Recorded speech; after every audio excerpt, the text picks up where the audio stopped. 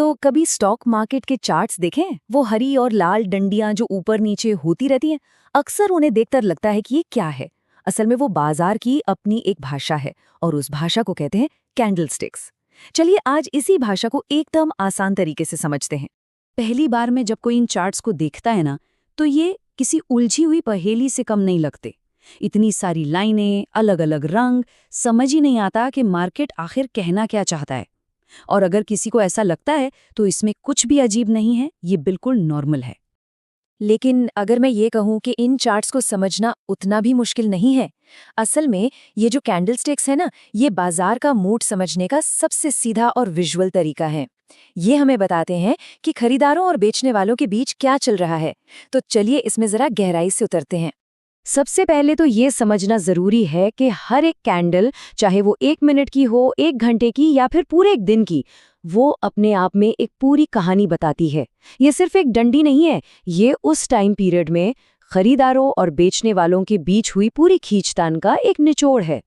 तो टेक्निकली एक candlestick chart है क्या? देखिए, ये बस एक तरह का चार्ट है जो किसी भी स्टॉक की कीमत के उतार चढ़ाव को दिखाता है।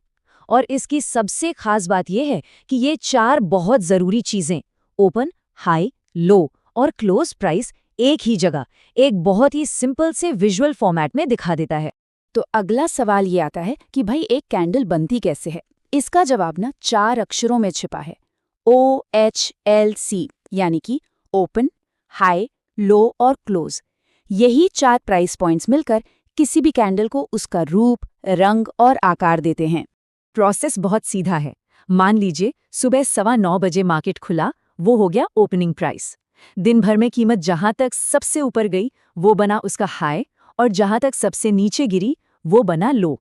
और शाम को 3:30 बजे जब मार्केट बंद हुआ, वो हो गया क्लोजिंग प्राइस। अब ओपन और क्लोज प्राइस के बीच का जो हिस्सा है ना, वही कैंडल की बॉडी बन जाता है। अब आता है सबसे मजेदार हिस्सा, कैंडल का रंग। अगर क्लोजिंग प्राइस ओपनिंग प्राइस से ऊपर है तो कैंडल हरी बनती है। इसे हम बुलिश या तेजी वाली कैंडल कहते हैं। इसका सीधा मतलब है कि खरीदार यानी बुल्स ने बाजी मार ली। और वहीं अगर क्लोजिंग प्राइस ओपनिंग से नीचे है तो कैंडल लाल बनती है, जिसे बेरिश या मंदी की कैंडल कहते हैं। ये दिखाता है कि बेचने वाले यानी बेयर्स ज्यादा ताकतवर थे। और कमाल की बात यह है कि कभी-कभी तो सिर्फ एक अकेली कैंडल ही मार्केट की अगली चाल का इशारा कर जाती है। इन इशारों को समझना ट्रेडिंग की दुनिया में एक बहुत बड़ा कदम है। चलिए कुछ बहुत ही कॉमन और पावरफुल सिंगल कैंडल पैटर्न्स को देखते हैं। सबसे पहले बात करते हैं हैमर की, यानी हथौड़ा। जैसा इसका नाम है, ये दिखता भी बिल्कुल वैसा ही है। ये पैटर्न अक्सर तब बनता है जब कोई स्टॉक लगातार नीचे गिर रहा हो। इसकी लंबी निचली बत्ती एक साफ सिग्नल है कि अब खरीदारों ने एंट्री ली है और कीमत को एकदम नीचे से खींचकर ऊपर की तरफ धकेला है। तो हैमर की कहानी क्या है?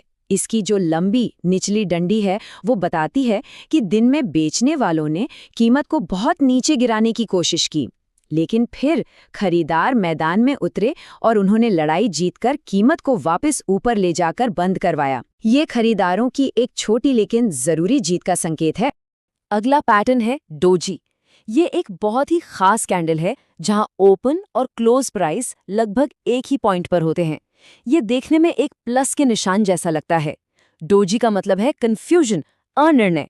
मतलब न तो खरीदार जीत पाए, न ही बेचने वाले। एक तरह का टाइम मैच। और ये अक्सर मार्केट में एक बड़े मोड़ का संकेत हो सकता है। देखिए, जैसे एक शब्द से ज्यादा मजबूत एक पूरा वाक्य होता है ना, ठीक वैसे ही एक कैंडल से ज्यादा भरोसेमंद होता है कैंडल्स का एक ग्रुप। जब 2 या 3 कैंडल्स मिलकर कोई पैटर्न बनाती हैं तो उनके दिए हुए संकेत कहीं ज्यादा शक्तिशाली और भरोसेमंद होते हैं। इसका एक बहुत बढ़िया उदाहरण है बुलिश एनगल्फिंग पैटर्न। इसमें होता क्या है, एक छोटी सी लाल कैंडल के बाद एक इतनी बड़ी हरी कैंडल बनती है कि वो पिछली लाल कैंडल को पूरी तरह से ढक लेती है, मानो उसे निगल गई हो। ये एक बहुत ही मजबूत संकेत है कि अब खरीदार पूरी तरह से कंट्रोल में आ चुके हैं। और ठीक इसके उलट होता है बेरिश इनगल्फिंग पैटर्न। इसमें एक छोटी हरी कैंडल के बाद एक विशाल लाल कैंडल बनती है जो उसे पूरी तरह से निगल लेती है। ये मंदी का एक शक्तिशाली सिग्नल है जो बताता है कि बेचने वालों ने बाजी पूरी तरह से पलट दी है। तो इन पैटर्न्स को जानना बहुत अच्छी बात है, लेकिन इनका सही तरीके से इस्तेमाल करना उससे भी कहीं ज़्यादा ज़रूरी है। चलिए अब कुछ ज़रूरी बातों और सावधानियों पर नज़र डालते हैं जो हर ट्रेडर को हमेशा ध्यान में रखनी चाहिए। सबसे ज़रूरी बात, कैंडलस्टिक्स सिर्फ संभावना दिखाते हैं, कोई गारंटी नहीं देते। ये कोई जादू की छड़ी नहीं है जो आपको भविष्य बता देगी। इसलिए इन पैटर्न्स पर कोई भी फैसला लेने से पहले हमेशा दूसरे तरीकों से, जैसे कि वॉल्यूम या सपोर्ट रेजिस्टेंस से, कंफर्म ज़रूर करें। अक्सर नए लोग कुछ आम गलतियां कर बैठते हैं, जैसे सिर्फ एक पैटर्न देखा और तुरंत ट्रेड ले लिया, या फिर बड़े टाइम फ्रेम पर जो मेन ट्रेंड चल रहा है उसे पूरी तरह नज़रअंदाज कर दिया। और एक बहुत बड़ी गलती है सिग्नल मिलने के बाद अगली कैंडल से कंफर्मेशन का इंतजार ना करना। इन गलतियों से बचना बहुत ज़रूरी है। तो आखिर में सवाल ये उठता है कि क्या कैंडल सच में भविष्य बताती हैं? जवाब है नहीं। असल में वो हमें भविष्य नहीं बल्कि उस पल की सच्चाई दिखाती हैं। वो हमें खरीदारों और बेचने वालों के बीच चल रही लड़ाई की एक जीती जागती तस्वीर दिखाती हैं। और इस लड़ाई को पढ़कर सही अनुमान लगाने की कला ही ट्रेडिंग है। ये कोई विज्ञान नहीं, एक कला है, और शायद यही बात इसे इतना दिलचस्प बनाती है।